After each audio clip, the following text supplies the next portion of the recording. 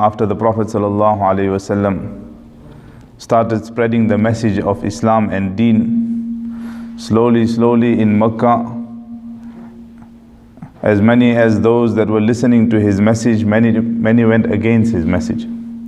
His old uncles Abu Jahl and Abu Lahab opposed Rasulullah sallallahu alaihi wasallam to such an extent that they even locked the Banu Hashim, the entire family of Rasulullah sallallahu alaihi wasallam, in a valley called Shaib Abu Talib.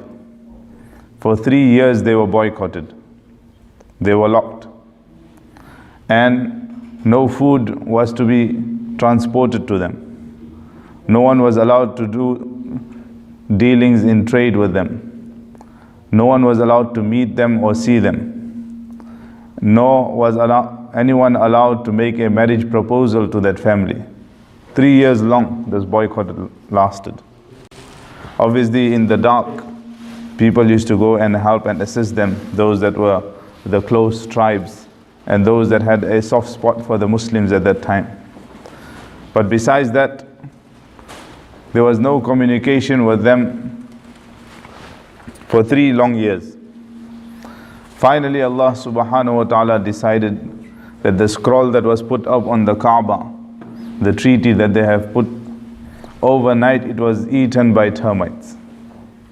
This lockdown, well, we won't call it lockdown because people will think that we are in the same situation.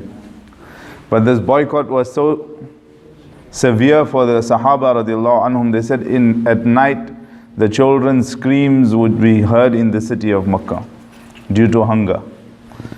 Sahaba and Rasulullah sallallahu alaihi wasallam himself would survive on leaves of trees for days. This was the sacrifice done for Deen. But the message of Islam was not terminated. It needs to continue. The truth will prevail.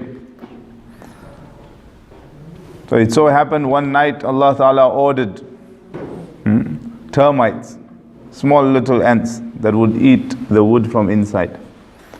And the entire treaty was eaten up overnight. Next morning, when people looked at the Kaaba, they found no treaty there. So automatically when there is no treaty in place, the boycott was over. Sahaba radiallahu anhum came out from this valley, from Shaib Abi Talib free.